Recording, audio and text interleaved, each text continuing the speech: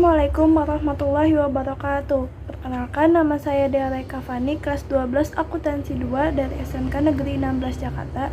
Di sini saya ingin mempresentasikan tentang dinamika persatuan dan kesatuan bangsa dalam konteks NKRI. Pengertian kesatuan dan persatuan. Kesatuan dalam kehidupan berbangsa dan bernegara harus bisa dipahami sebagai satu yang terdiri dari berbagai suku, bangsa, bahasa, keyakinan dan agama, golongan, karakter, adat, dan budaya. Semuanya merupakan satu kesatuan Indonesia. Persatuan Indonesia merupakan ikatan seluruh bangsa, golongan, agama menjadi satu bangsa negara Indonesia. Menurut C.F. Strong dalam bukunya A History of Modern Political Constitution, negara kesatuan adalah bentuk negara yang berwenang legislatif tertinggi dipusatkan dalam suatu badan legislatif nasional. Unsur-unsur negara terbagi menjadi dua, yaitu unsur konstitusi terdiri dari rakyat, terdiri dari warga negara dan non-warga negara, wilayah atau tempat tinggal penduduk, dan pemerintah. Kedua, unsur deklaratif adalah adanya pengakuan dari negara lain. Bukti telah adanya pengakuan dari negara lain adalah adanya hubungan kerjasama antar negara. 5 alasan bentuk negara kesatuan. Pertama, unitarisme sudah merupakan cita-cita. Kedua, gerakan kemerdekaan Indonesia. Ketiga, negara tidak memberikan tempat hidup bagi provinsialisme. Keempat, negara terpelajar terkonsentrasi di Jawa, wilayah Indonesia tidak sama potensinya. Kelima, dari sudut geopolitik, dunia internasional akan melihat Indonesia kuat bila sebagai negara kesatuan. Tahap-tahap pembinaan persatuan Indonesia. Pertama, perasaan senasib sebagai bangsa terjajah. Kedua, menjadikan bangsa Indonesia mengesampingkan perbedaan dalam melawan penjajah. Ketiga, kebangkitan nasional ditandai dengan berdirinya Budi Utomo 1998, yaitu gerakan untuk mencapai Indonesia merdeka. Keempat, adanya kesatuan tempat tinggal. Kelima, Sumpah Pemuda sebagai kebulatan tekad untuk bersatu. Keenam, adanya cita-cita bersama untuk mencapai kemakmuran dan keadilan sebagai suatu bangsa. Konsep negara kesatuan atau unitarisme. Negara kesatuan adalah negara bersusunan tunggal, yakni kekuasaan untuk mengatur seluruh daerahnya ada di tangan pemerintah pusat. Dalam negara kesatuan hanya ada satu konstitusi, satu kepala negara, satu dewan menteri atau kabinet, dan satu parlemen. Demikian pula dengan pemerintah. Pemerintahan yaitu pemerintah pusatlah yang memegang wewenang tertinggi dalam segala aspek pemerintahan. Sistem negara kesatuan. Negara kesatuan mempunyai dua sistem, yaitu sentralisasi dan desentralisasi. Sentralisasi, semua hal diatur dan diurus oleh pemerintah pusat, sedangkan daerah hanya menjalankan perintah-perintah dan peraturan-peraturan dari pemerintah pusat.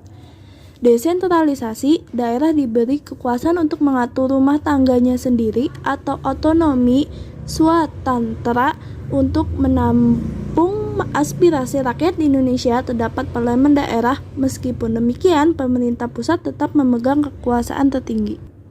Perkembangan proses penyelenggaraan Negara Kesatuan Republik Indonesia.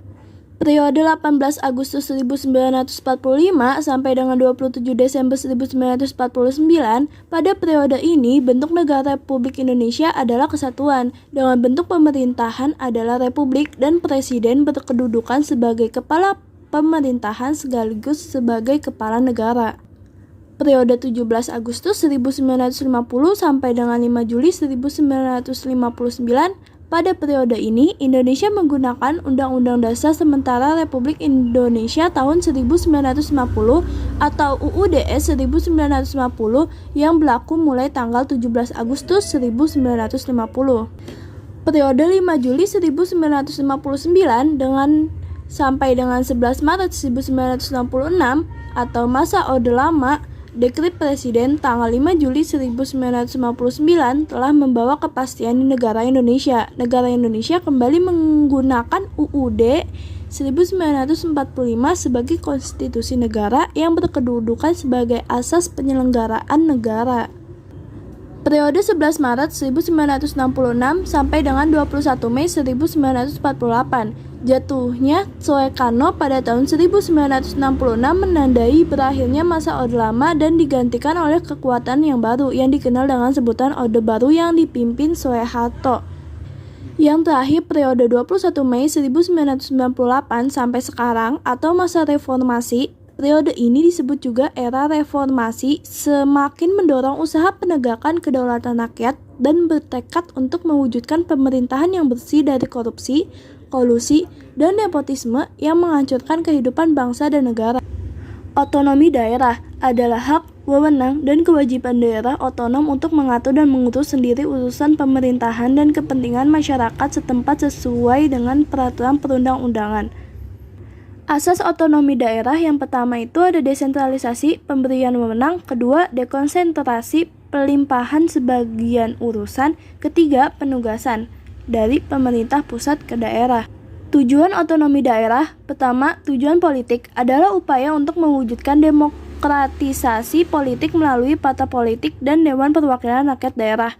Kedua, tujuan administratif adalah adanya pembagian urusan pemerintahan antara pusat dan daerah termasuk sumber keuangan serta pembaruan manajemen birokrasi pemerintahan di daerah. Ketiga, tujuan ekonomi adalah terwujudnya peningkatan indeks pembangunan manusia sebagai indikasi peningkatan kesejahteraan masyarakat Indonesia. Pengertian wawasan Nusantara. Cara pandang dan sikap bangsa Indonesia mengenai diri dan lingkungan yang serba beragam dan bernilai strategis dengan mengutamakan persatuan dan kesatuan bangsa serta kesatuan wilayah dalam menyelenggarakan kehidupan bermasyarakat, berbangsa, dan bernegara untuk mencapai tujuan nasional. Kedudukan wawasan Nusantara. Wawasan Nusantara merupakan ajaran yang diyakini kebenarannya oleh seluruh masyarakat Indonesia agar tidak terjadi penyimpangan dalam mewujudkan cita-cita. Wawasan Nusantara merupakan landasan visional dalam penyelenggaraan kehidupan nasional. Sekian yang dapat saya presentasikan, kurang lebihnya mohon maaf. Wassalamualaikum warahmatullahi wabarakatuh.